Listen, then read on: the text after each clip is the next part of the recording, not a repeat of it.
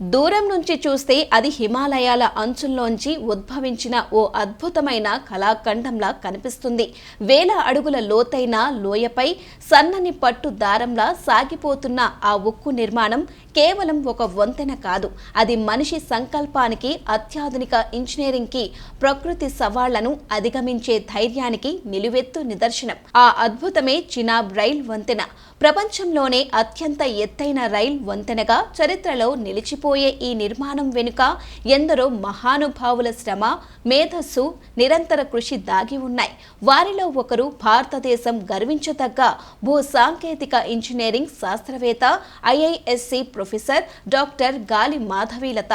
జమ్మూ కాశ్మీర్లోని రియాసీ జిల్లాలో పర్వతాల గుండా ఉధృతంగా ప్రవహించే చినాబ్ నదిపై ఈ వంతెన నిర్మించారు. సముద్ర మట్టానికి 359 మీటర్లు ఎత్తులో, ఈఫిల్ టవర్ కంటే కూడా సుమారు 35 మీటర్ల ఎక్కువ ఎత్తులో ఈ వంతెనను నిర్మాణం అబ్బురపరిచేది. ఒకవైపు హిమాలయాల కఠినమైన భూభాగం, భూకంపాలు వచ్చే అవకాశం, ఇంకోవైపు శీతల వాతావరణం, హిమపాతం, వేగవంతమైన గాలులు, నిరంతరాయంగా వర్షాలు, ఇవన్నీ ఈ వంతెన నిర్మాణానికి అడుగడుగునా అడ్డంకిగా నిలిచాయి. కేవలం వాతావరణ సవాళ్లు మాత్రమే కాదు, భూమి లోపలి నిర్మాణం కూడా ఒక పెను సవాలు. ఈ ప్రాంతంలోని శిలలు చాలా సంక్లిష్టమైనవి. తరచుగా పగుళ్లతో, గుహలతో కూడుకొని ఉంటాయి. ఇలాంటి ప్రదేశంలో వేల టన్నుల బరువును మోయగల ఒక భారీ వంతెనను నిర్మించాలంటే కేవలం ఇంజనీరింగ్ నైపుణ్యం సరిపోదు. సవాళ్లను ఛేదించే అద్భుతమైన సృజనాత్మకత, దార్శనికత, వినూత్న పరిష్కారాలను కనుగొనే సామర్థ్యం కావాలి. సరిగ్గా ఈ కీలకమైన సమయంలోనే డాక్టర్ గాలి మాధవీలత భూ సాంకేతిక ఇంజనీరింగ్ నైపుణ్యం వెలుగులోకి వచ్చింది. డాక్టర్ గాలి మాధవీలత కేవలం ఒక ఇంజనీరింగ్ ప్రొఫెసర్ మాత్రమే కాదు, ఆమె భూమిని అర్థం చేసుకున్న ఒక నిపుణురాలు. మట్టి శిలల స్వభావం, వాటిపై ఒత్తిడి ఎలా పనిచేస్తుంది, నిర్మాణాలు వాటిపై ఎలా ప్రభావం చూపుతాయి అనే విషయాలపై ఆమెకు లోతైన జ్ఞానం ఉంది.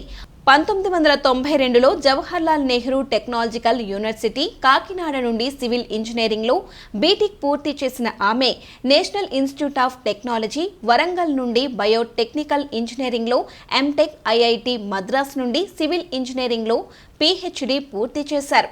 ఈ అసాధారణ విద్య నేపథ్యం ఆమెను ఈ క్లిష్టమైన ప్రాజెక్టుకు ఒక అనివార్యమైన భాగస్వామిగా మార్చింది. పిహెచ్డి తరువాత ఇండియన్ ఇన్స్టిట్యూట్ ఆఫ్ సైన్స్లో పోస్ట్ డాక్టోరల్ పరిశోధనలు చేసి, ఆ తరువాత ఐఐటి గౌహతి అసిస్టెంట్ ప్రొఫెసర్గా పనిచేసి 2004లో ఐఐఎస్సిలో ఫ్యాకల్టీ సభ్యురాలిగా చేరారు. అప్పటి నుండి ఆమె భూ సాంకేతిక ఇంజనీరింగ్లో ఎన్నో పరిశోధనలు, ఆవిష్కరణలు చేశారు.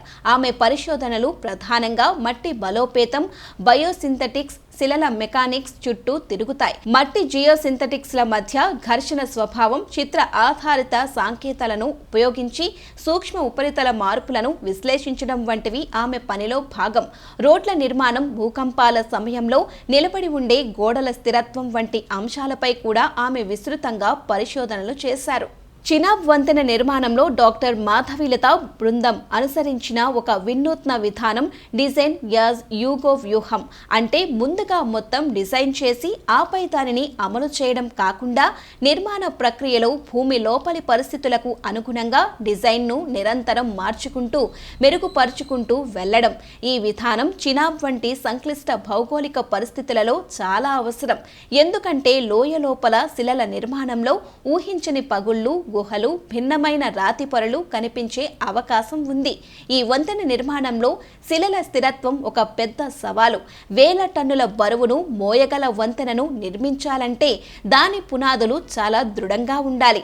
డాక్టర్ మాధవీలత, ఆమె బృందం ఈ వంతెన పునాదులకు అవసరమైన స్థిరత్వాన్ని అందించడానికి రాక్ యాంకర్ల రూపకల్పన, ప్లేస్మెంట్లో కీలక పాత్ర పోషించారు. ఈ రాక్ యాంకర్లు బలహీనమైన లేదా పగుళ్లతో కూడిన శిలలను దృఢంగా పట్టి ఉంచి వంతెన నిర్మాణానికి కావలసిన స్థిరత్వాన్ని అందించాయి.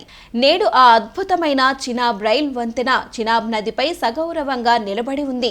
రైలు దానిపై దూసుకుపోతూ ఉంటే అది కేవలం ఒక రవాణా మార్గం మాత్రమే కాదు, అది భారతదేశ ఆత్మస్థైర్యానికి, ఇంజనీరింగ్ పరాక్రమానికి, అసాధ్యాన్ని సుసాధ్యం చేసే మనోనిబ్బరానికి ప్రతీక.